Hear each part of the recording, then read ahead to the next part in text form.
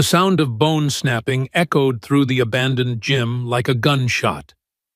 Madison Pierce lay flat on the cold concrete floor, her body coiled like a spring, her right hand wrapped around Brandon Harrison's ankle in a grip that turned her knuckles white. His scream pierced the dusty air as his leg bent at an angle legs weren't meant to bend. "You wanted a dog," Madison whispered, her voice steady despite the tears streaking down her dirt-smudged face. Dogs bite. But that moment of savage justice was still 30 minutes away. Right now. Madison was on her knees, surrounded by 5 senior boys who thought breaking people was a sport. The afternoon sun slanted through the grimy windows of Lincoln High's old gymnasium, casting long shadows that made the circle of tormentors look like giants. "Lower," Brandon commanded, his quarterback voice echoing off the walls, at 6'3", with shoulders built for tackling. He towered over Madison's 5'4" frame.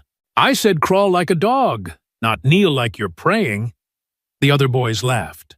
Jake Morrison filmed everything on his phone, his hands steady from years of making TikToks. Connor Williams cracked his knuckles, the sound sharp in the tense air. Beside him, Ryan Turner and Alex Coleman formed a wall of muscle and malice, blocking any escape route. Madison's hands trembled as she lowered them to the floor. The concrete was gritty with dust and old sweat, cold against her palms. Her father's silver bracelet, the one they'd stolen from her gym bag that morning, dangled from Brandon's fingers, catching the light. "Wait, before I show you what happens next, I gotta say, I found this story at 3 a.m.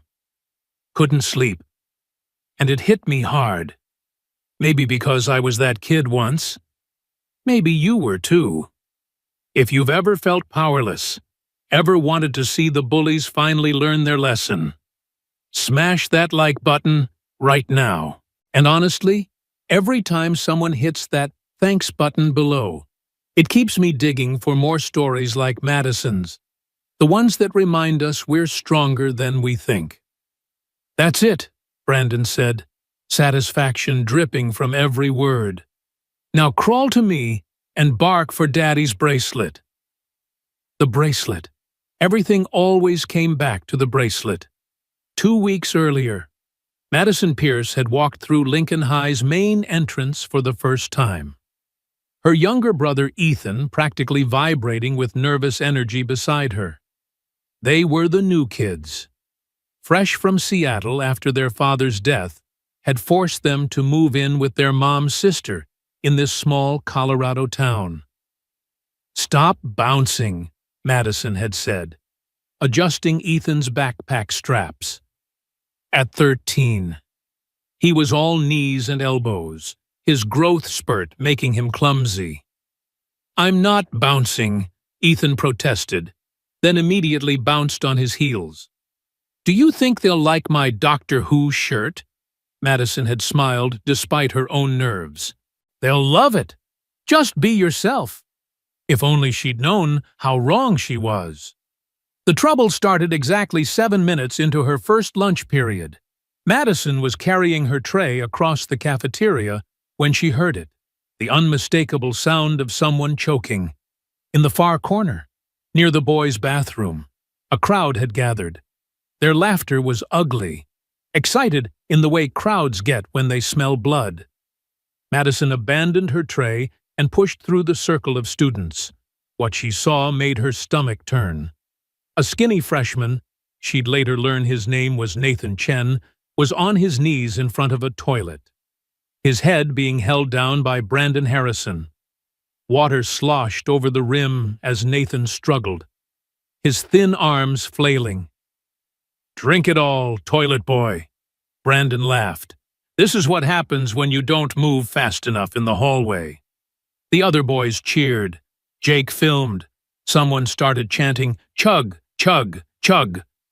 Nathan's movements were getting weaker. His face. when Brandon yanked his head up for a moment, was purple. Madison didn't think. She just moved. Her shoulder caught Brandon in the ribs, sending him stumbling backward into the stall divider. Nathan collapsed, coughing up toilet water, gasping for air. Madison knelt beside him, one hand on his back. "Breathe," she said. "Just breathe. You're okay." That's when Brandon recovered, his face twisted with rage as he lunged forward. "You stupid!" Madison's father had taught her well. She pivoted on her knee, using Brandon's momentum against him. Her palm struck his chest, not hard, just enough to redirect his charge into the bathroom wall. He hit it face first with a wet smack. The crowd went silent. Then Jake's phone appeared, already recording. "She attacked him," someone yelled. The new girl just attacked Brandon Harrison. But Jake had only caught the end, Madison's palm strike. Brandon hitting the wall. He'd missed Nathan choking on toilet water.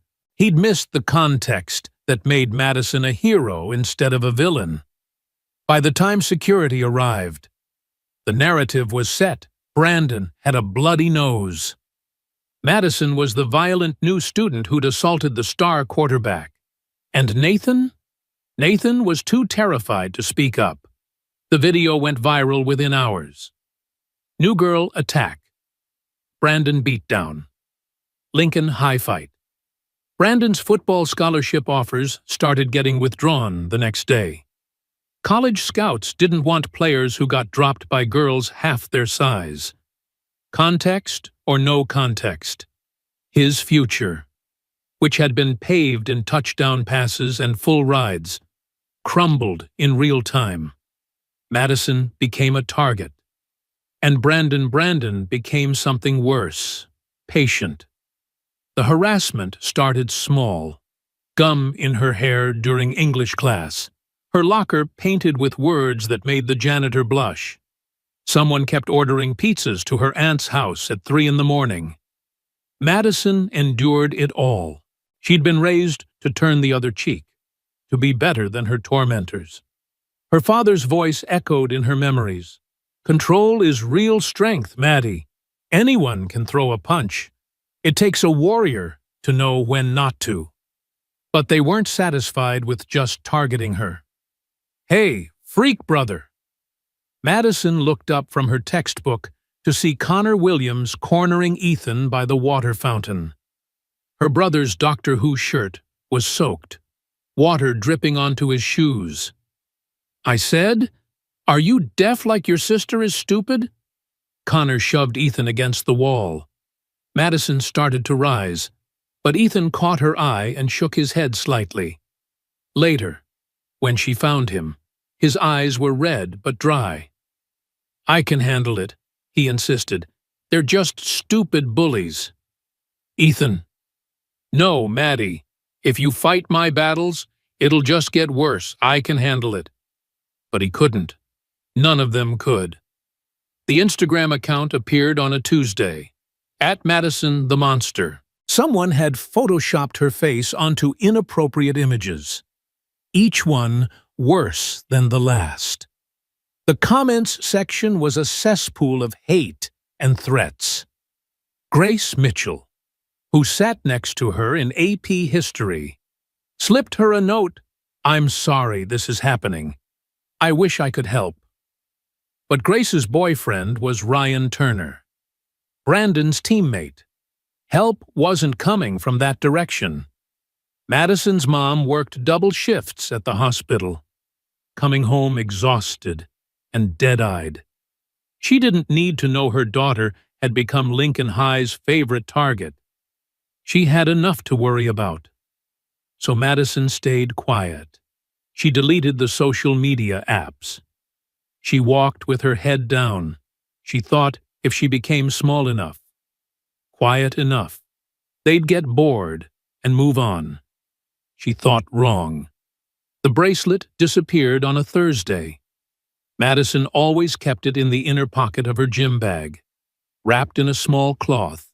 It was simple silver, with her father's initials engraved on the inside. He'd worn it through 3 tours in Afghanistan, through his battle with cancer, right until the end. "For my warrior princess," he'd whispered, pressing it into her palm days before the machines went quiet. "So, you'll always have me with you." Now it was gone, and she knew exactly who had it. "Looking for something?" Brandon had asked at lunch, his smile sharp as broken glass. The security footage from the girls' locker room had mysteriously corrupted. The gym teacher claimed she hadn't seen anything. The vice principal suggested Madison had probably just misplaced it. "These things happen," he'd said, not meeting her eyes. "Maybe it'll turn up." It turned up all right, around Brandon's wrist, worn like a trophy. "Nice bracelet," Madison said quietly when she saw him in the hallway. "This," Brandon held up his wrist, the silver catching the fluorescent lights. "Found it. Finders keepers." "Right." Jake laughed. Connor high-fived him. The message was clear: they could take anything from her, and no one would stop them. That was the day something shifted in Madison. The patient endurance her father had taught began to crack, showing something harder underneath. But it was what they did to Ethan that finally broke her restraint. Madison found her brother locked in the equipment closet after school, his face blotchy from crying in the dark. Someone, she could guess who, had shoved him inside during lunch and jammed the door. He'd been there for 4 hours. "I'm okay," Ethan said, but his voice shook. "I'm okay, I'm okay, I'm okay." He wasn't okay. His fingernails were bloody from clawing at the door. He'd wet himself at some point, the shame of it written across his face. "Who did this?" Madison's voice was dangerously quiet. "It doesn't matter." "Ethan, who?" But she already knew. Jake's Instagram story showed it all. Ethan being shoved into the closet, the door slamming, the boys laughing as they walked away. The video had thousands of views. The comments were cruel. "Runs in the family. Weak just like his sister. Someone should put them both down." That night, Madison stood in her room, staring at the photo of her father on her dresser. He was in his uniform, young and strong, the bracelet visible on his wrist. "I tried," she whispered. "I tried to be controlled. I tried to be better." The photo didn't answer, but she could almost hear his voice. "Sometimes, baby girl, the only way to stop a bully is to show them what strength really looks like." Her phone buzzed. A message from an unknown number, but she recognized Jake's writing style. "Tomorrow, 3 p.m., old gym. Come alone, or the video of your brother crying goes everywhere. Maybe this time you'll learn your place." Detached was a preview. Ethan sobbing in the closet, calling for help that wouldn't come for hours. Madison's hands didn't shake as she typed back, "I'll be there." She spent the rest of the night in the garage, working the heavy bag her father had installed years ago. The canvas was worn where her fists had struck it thousands of times, following the patterns he'd drilled into her since she could walk. "Fighting is ugly," he'd told her once, wrapping her small hands. "That's why we train. So if we ever have to fight, we can end it fast, before anyone gets really hurt. Jab, cross, hook." "But Daddy," young Madison had asked. "What if they deserve to get hurt?" Her father had paused, considering. "Then you make sure they learn their lesson, but you stop when they've learned it. Warriors don't fight for cruelty. Maddie, we fight to protect." Uppercut, knee, elbow. The next day crawled by like molasses. Madison sat through her classes, but her mind was in the old gym. calculating angles and distances. She'd been there once before, during orientation. It had been closed for renovations that never happened. A perfect place for things that shouldn't see daylight. Grace caught her arm after history. "Don't go," she whispered urgently. "Whatever they're planning, just don't go. Tell a teacher. Tell anyone." "They have a video of my brother," Madison said simply. Grace's face crumpled. "I'm sorry. I'm so sorry. Ryan tells me things sometimes, when he's drunk. They're planning something bad. Madison, really bad." "I know." "Then why?" "Because running doesn't work. Being quiet doesn't work. Being good doesn't work." Madison gently removed Grace's hand. "Maybe it's time to try something else." At 2:55. Madison stood outside the old gym. Her phone was recording in her pocket. She'd learned from Brandon's example.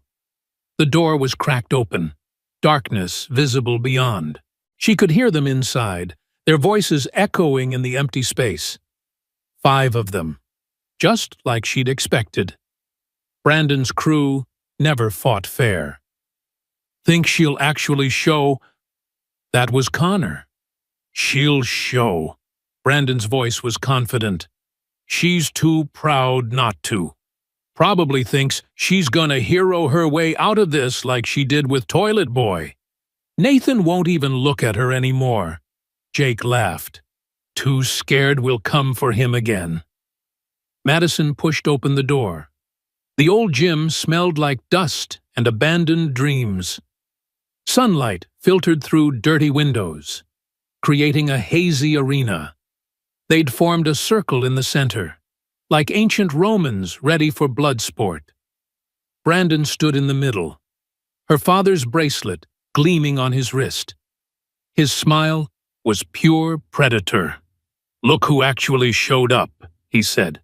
"The monster herself." Madison walked forward, her sneakers silent on the old wood floor. She stopped at the edge of their circle, hands loose at her sides. "Let's get this over with," she said. "Oh, we're in no hurry." Brandon pulled out his phone, showed her the screen.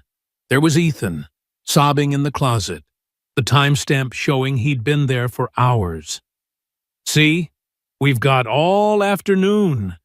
And you're gonna learn what happens when outsiders forget their place. What do you want? First, you're gonna apologize to all of us for attacking me, for ruining my future, for existing in our school." Madison's jaw tightened, but she nodded. "Okay. On your knees." The words hung in the air like a challenge. Madison could feel the weight of their eyes, the hunger for her humiliation, slowly, maintaining eye contact with Brandon. She lowered herself to her knees. The concrete was hard and cold through her jeans. The boys stepped closer, tightening the circle. "Good," Brandon said. "Now here's what's gonna happen. You're gonna crawl to each of us and beg forgiveness.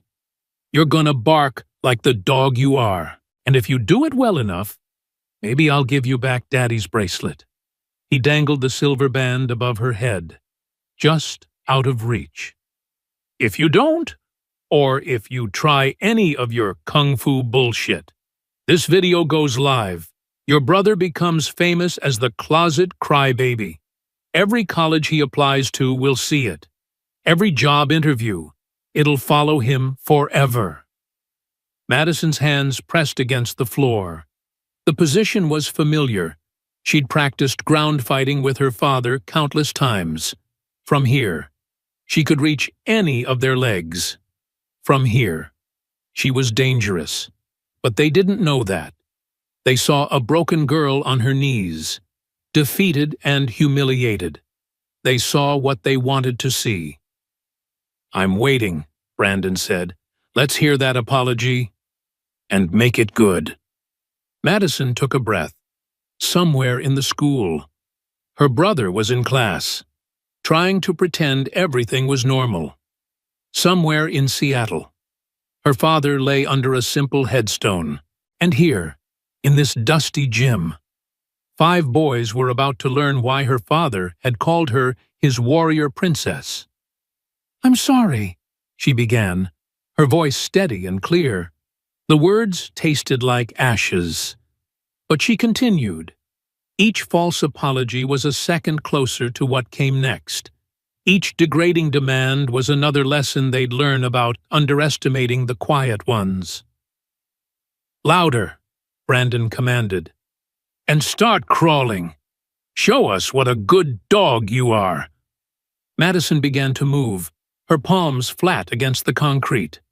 The boys' laughter echoed off the walls, ugly and triumphant. Jake's camera captured every second. What they didn't see was how her weight shifted, how her muscles coiled, how every movement put her in a better position. They were too busy enjoying their victory to notice the danger crawling at their feet. "That's right," Brandon said, stepping closer. "Now bark for Daddy's bracelet. Bark like the bitch you are." Madison stopped, her hands pressed firmly against the floor. Her body low and ready, she looked up at Brandon, and, for the first time since she'd entered the gym, she smiled. "You wanted a dog," she said quietly. Brandon's smile faltered. Something in her voice, in that smile, set off alarm bells in his head. But it was too late. Madison's hand shot out, wrapping around Connor's ankle with practiced precision. The takedown was textbook perfect, the kind her father had drilled into her muscle memory through thousands of repetitions. Connor went down hard. His scream cut short as his head hit the floor. But Madison was already moving, flowing from one technique to the next, like water finding its path. The crack of Connor's ankle breaking sounded like a tree branch snapping in a storm. His scream bounced off the gym walls as Madison rolled away from his thrashing body, already targeting her next opponent. "What the—" Ryan started to say. But Madison was already moving, from her position on the ground. She had advantages they'd never considered. Years of Brazilian jiu-jitsu with her father had taught her that the ground wasn't a place of weakness. It was a hunting ground for those who knew how to use it. Ryan tried to step back, but Madison's hand shot out, catching his heel. She yanked hard, destroying his balance, as he fell. She guided his leg into a heel hook that her father had made her practice until she could do it blindfolded. "Don't move," she warned, applying just enough pressure to make him freeze.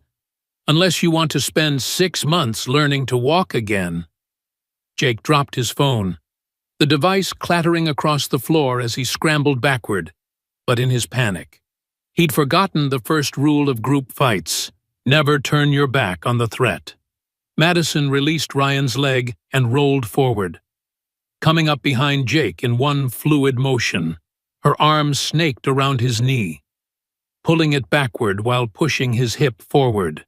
The wrestler's single-leg takedown sent him crashing face-first into the concrete. "My nose!" Jake screamed, blood streaming between his fingers. "You broke my nose." "No," Madison said calmly, rising to a crouch. "That was the floor. I just introduced you."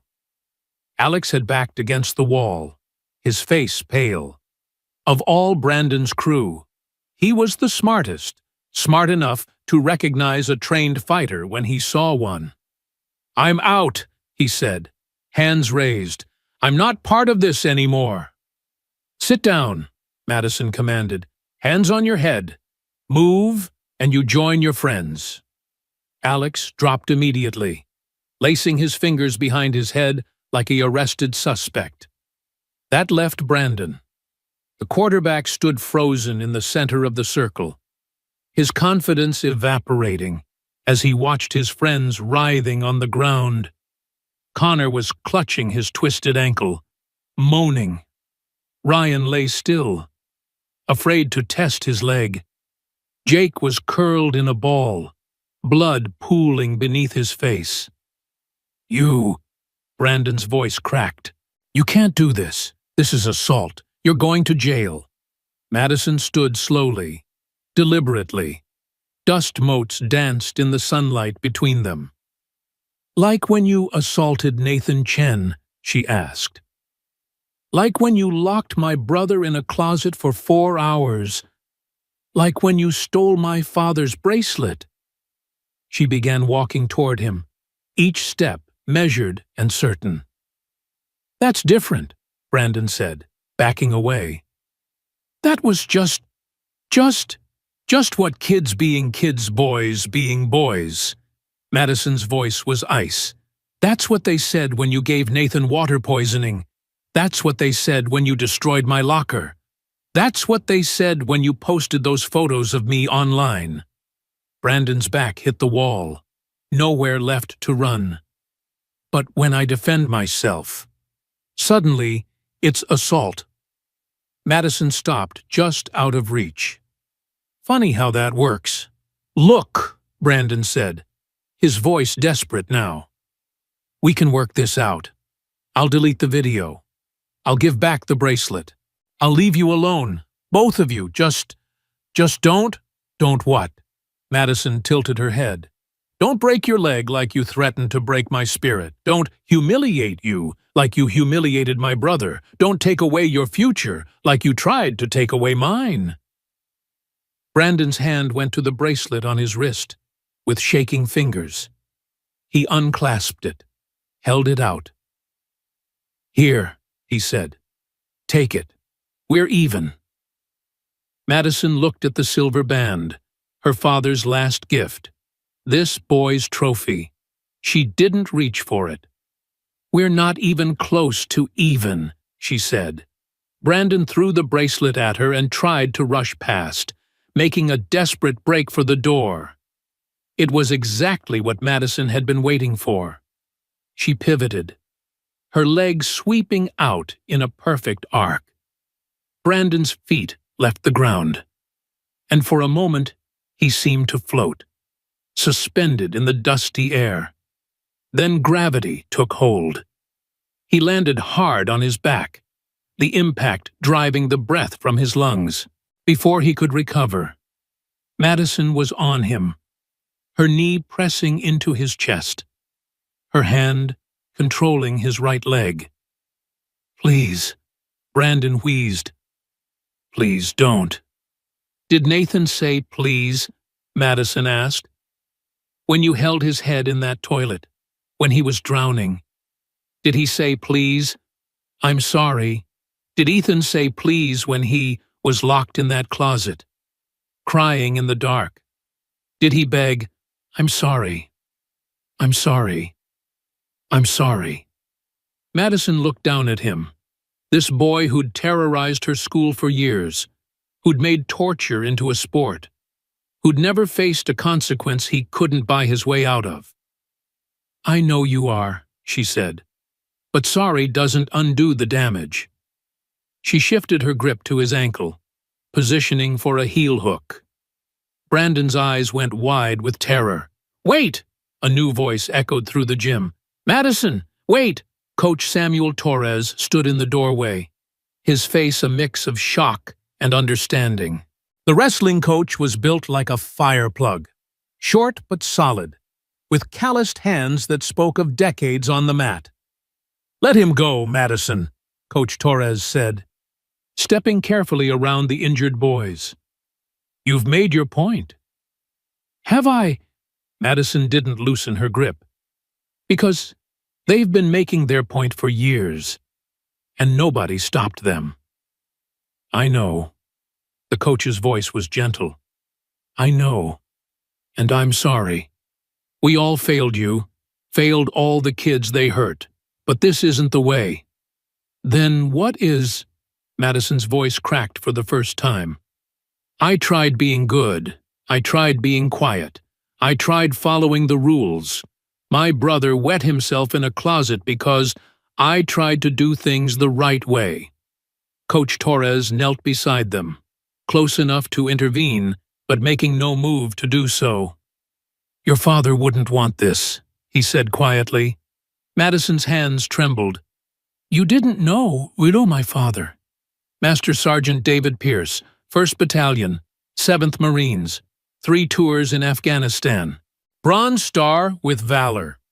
Taught kids' classes at Gracie Barra, Seattle, every Saturday morning for 10 years. Madison's eyes widened.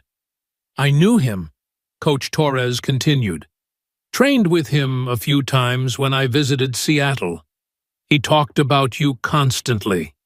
His warrior princess who could escape any hold. Who'd rather read than roll. Who made him promise to only use what he taught her to protect people. Tears streamed down Madison's face. They hurt Ethan, she whispered. I know, and they're going to face consequences for that. Real ones this time. He gestured to his pocket. I've been recording since I walked in. This whole thing is going to the police, the school board, and the State Athletic Association. Their bullying days are over. But, Madison, his voice was firm but kind. You've won. Don't let them turn you into something your father wouldn't recognize. Let him go. For a long moment, Madison held Brandon's ankle, feeling the fragile bones and tendons beneath her grip. One twist and he'd never play football again. One twist and he'd understand what it meant to have your future stolen. Then she thought of her father's hands, gentle as they wrapped her knuckles, strong as they held her when the nightmares came. Hands that could have done terrible damage, but chose not to. She let go. Brandon scrambled away, sobbing with relief. He crawled to the wall and huddled there, making himself as small as possible. Madison stood slowly, suddenly exhausted. She bent down and picked up her father's bracelet from where it had fallen, the silver warm against her palm. Call 911, Coach Torres told Alex, who was still sitting with his hands on his head. Tell them we need ambulances and police. As Alex fumbled for his phone, Coach Torres turned to Madison. You okay? She looked around the gym, at Connor trying to sit up despite his broken ankle, at Ryan testing his leg gingerly, at Jake stemming his nosebleed with his shirt, at Brandon cowering against the wall. No, she said honestly, but I will be. The sirens arrived 7 minutes later. Though it felt like hours, paramedics swarmed the gym, treating injuries and asking questions. Police officers took statements, their faces growing darker with each detail. Officer Patricia Kim, a veteran cop with kind eyes, sat with Madison on the bleachers. So you were defending yourself against 5 attackers, she confirmed, reviewing her notes. Yes, ma'am. And you have video evidence of prior harassment, theft, and false imprisonment of your brother. Yes, ma'am. It's all on my phone. Officer Kim nodded. And Coach Torres has video of them attempting to force you to crawl on the ground, among other things, Coach Torres said, showing his phone. They were planning to make her bark like a dog for her deceased father's bracelet. The officer's jaw tightened. I see. As the paramedics loaded Connor onto a stretcher, his parents arrived, then Ryan's, then Jake's. The gym filled with angry voices demanding explanations, threatening lawsuits, insisting their boys would never do such things. Then they saw the videos. Coach Torres had connected his phone to the old projector, displaying the footage on the gym wall. There was Brandon, dangling the bracelet. There was the circle of boys, surrounding a kneeling girl. There were their voices, clear as day, crawl like a dog. Bark for Daddy's bracelet. Show us what a good dog you are." The parents fell silent. Brandon's mother, a school board member who'd always defended her son, sank onto the bleachers with her hand over her mouth. "There's more," Officer Kim announced. "We've recovered deleted footage from the past 2 months. The harassment campaign against Miss Pierce and her brother, the assault on Nathan Chen, multiple incidents involving other students." She looked directly at the parents. "Your sons aren't victims here. They're perpetrators who finally picked on someone who could fight back." As the chaos swirled around her, Madison felt a hand on her shoulder. She turned to find Olivia Chen, a quiet girl from her English class, holding up a phone. "I live-streamed the whole thing," Olivia said quietly. "Started when I saw you heading to the gym. It's already got 50,000 views." Madison blinked. "What? The comments are all supporting you.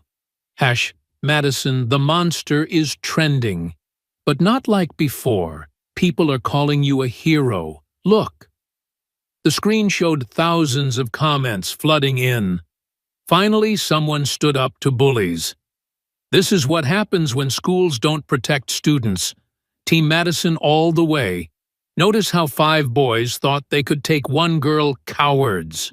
Grace Mitchell appeared, tears streaming down her face. "I'm so sorry," she said. "I should have done more. Said something sooner. I was just so scared."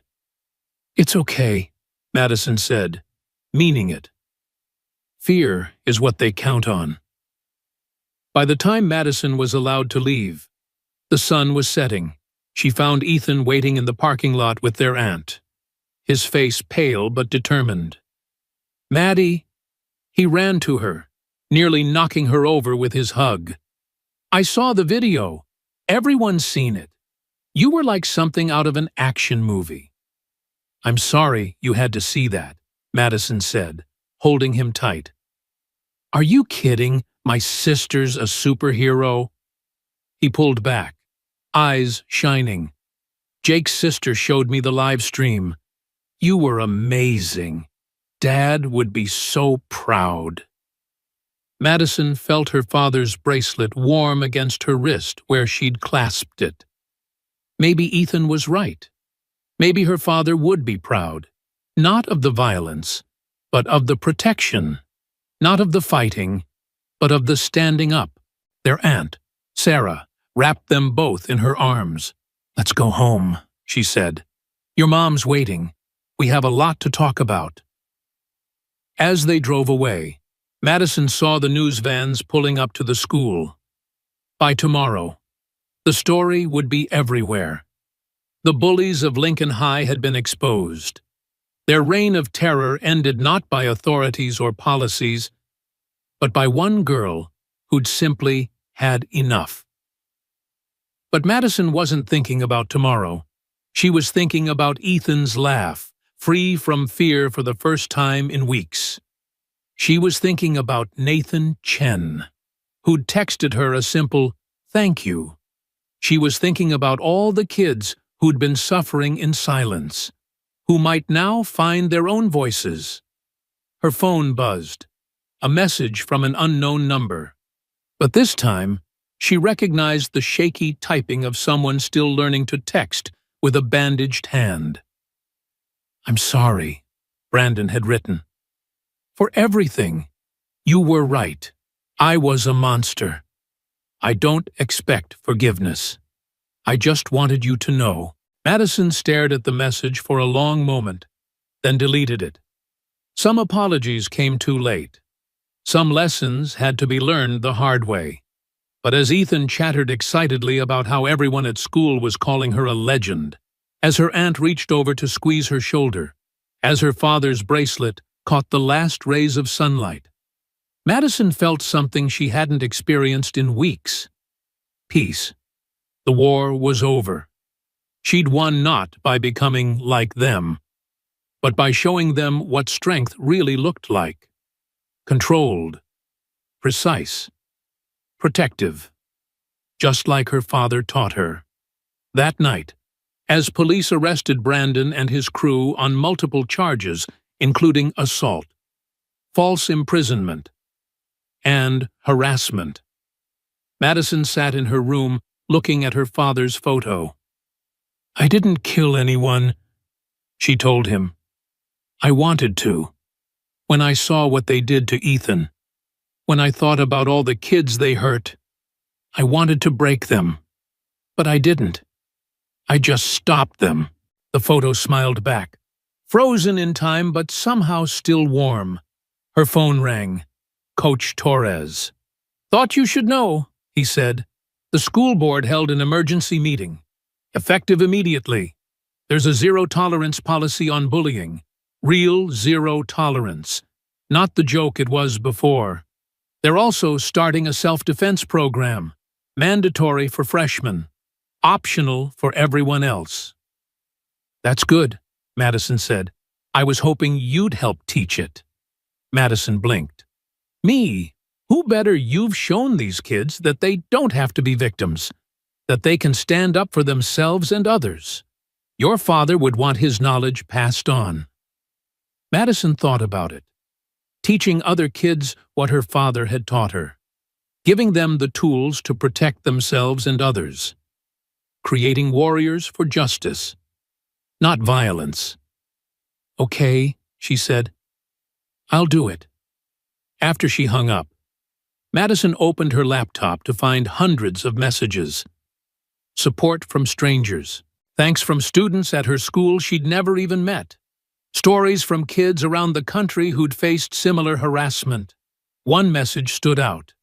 From a martial arts school in Seattle, "We saw the video. Your father trained here for 15 years. He would be incredibly proud of how you handled yourself, both in the fight and after. You showed true warrior spirit by knowing when to stop. If you ever want to train with us, you have a lifetime membership. Welcome to the family. Warrior Princess." Gracie Barra, Seattle. Madison smiled through her tears. She'd lost her father, but his lessons lived on. In her hands, in her heart, in the lives of everyone she'd protected and would protect. Outside her window, the stars were coming out. Somewhere. 5 boys were learning that actions have consequences. Somewhere. Kids who'd been afraid to go to school were planning their returns with newfound hope. And in a small room in Colorado, a girl who'd been forced to her knees had risen as a hero. Not because she could fight, but because she knew when to fight.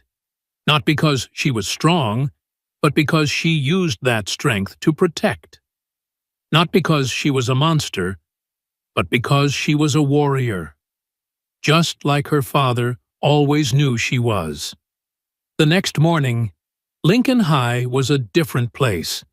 Students walked taller, victims spoke louder, and in the middle of it all, Madison Pierce moved through the halls not as a monster or a hero, but as something more important, proof that one person standing up could change everything.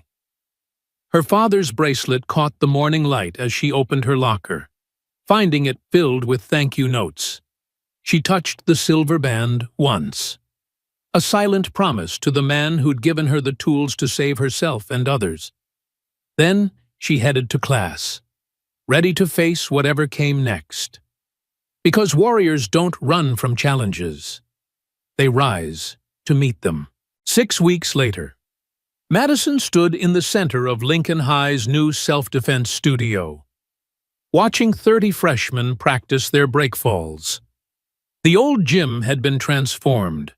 New mats, mirrors on the walls, and a banner reading, "Protect and Respect," in bold letters. "Remember," she called out, "the ground isn't your enemy. Make friends with it now, so it won't hurt you later." Nathan Chen, now her assistant instructor, demonstrated the technique again, He'd gained 15 pounds of muscle and lost the haunted look that used to shadow his eyes. "Madison," a small voice interrupted. She turned to find a freshman girl, maybe 90 pounds soaking wet, standing nervously at the edge of the mat. "I'm Katie. I wanted to say thank you. After your video went viral, I finally told my parents about my stepbrother. She trailed off, then straightened her shoulders. "Anyway, he's in custody now, because you showed me it was okay to fight back." Her mother reached over, touching the silver bracelet on Madison's wrist. "He's watching, baby, and he's so proud." They drove past the courthouse where Brandon and his crew were serving community service, 300 hours each, plus probation. Their football dreams were over. But Madison had heard Brandon was volunteering at a youth center, trying to make amends. People could change. Sometimes it just took a warrior to show them the way. As they pulled into their driveway, Ethan burst out the front door, acceptance letter in hand. "I got into the Advanced Science Academy," he shouted, jumping up and down. "They said my essay about overcoming adversity was one of the best they'd ever read." Madison caught him in a hug, spinning him around. No more closets, no more fear, just her little brother, free to be brilliant. 1 year later, Madison stood before the entire school at graduation, valedictorian medal gleaming against her blue gown. The auditorium was packed, including 5 figures in the back row, Brandon and his former crew, there to watch their former classmates graduate while they finished their GEDs through alternative programs. "Strength isn't measured by who you can hurt," Madison said into the microphone, her voice steady and clear. "It's measured by who you can heal, by who you can lift up, by who you choose to protect." She found Ethan in the crowd, now taller and confident, wearing his Science Academy uniform with pride. Their mother sat beside him, no longer working doubles, promoted to head nurse after completing her degree. "My father taught me to fight, but more importantly, he taught me when not to fight. He showed me that true warriors create peace, not chaos. They build communities, not destroy them."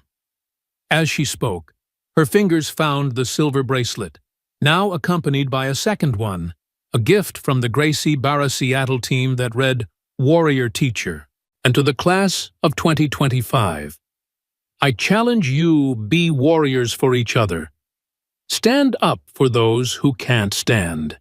Speak for those who've lost their voices. And remember, sometimes the greatest victory isn't in the knockout, but in knowing when to help someone back up." The standing ovation lasted 5 minutes. Change hadn't come from violence. It had come from courage.